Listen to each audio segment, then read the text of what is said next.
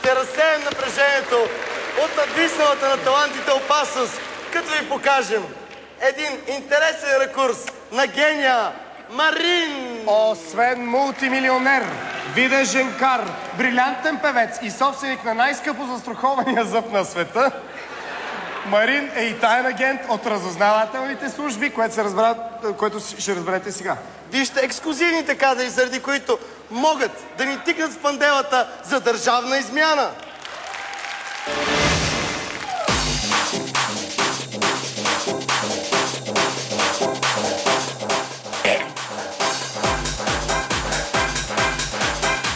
До президента на Република България Георги Първанов и кмета на град София Бойко Борисов, Ангела Меркел и канцлера Шрёдер.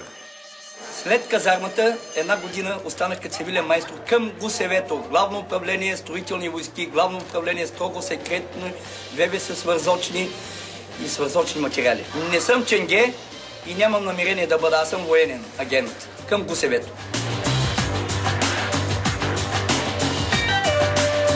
Влизал съм в гестапо, дори съм микрофилми съм оставил.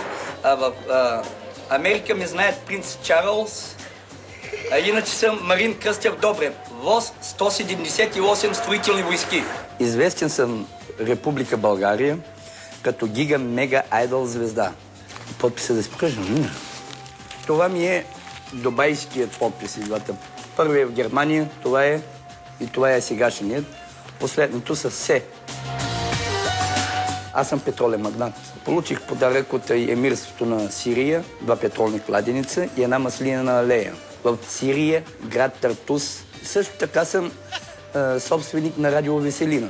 Притежавам движимо имущество, притежавам жип. Доколкото знам, целият ми монопол се състои от 30 хотела или колко. Не съм много сигурен, но бих искал, амбицирах се за това, искам да ги направя 50 или 60 хотела. Моля, ако някъде картината на Мона Лиза е в моето имущество, в монопола на хотелите ми, нека да бъдат управителите така добри да се обадят на Митин Османов и Митин Османов да ми се обади на мен. Телефонът на моя брокер е 038 95 40 90.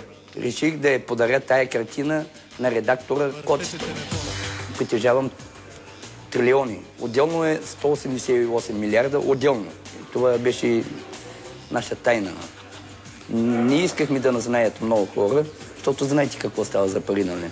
Не мога да си изтегля парите от банкоматните ми карти или от банкомат от банката, понеже фондация Синя стрела са управлявали хотелите ми близо година и половина-два. Те са запознати с всички файлови, с всички такова. Явно, че те са ме излъгали. Аз имам банкоматни карти. Имам и преводни банкоматни карти. Преводни банкови сметки към банкоматните карти. За сега с планови нямам, но ако Music Idol искат, имам тая възможност. BTV, купувам и го.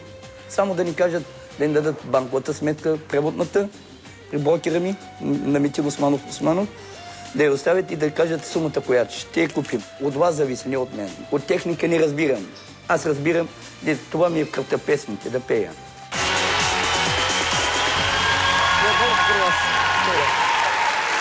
Апостоле! Марин ще ви купува. Дони, кажи сега. Нещо за Марин си искал. Не, нищо не искам. Аз няма да кажа нищо без присъствието на адвокат.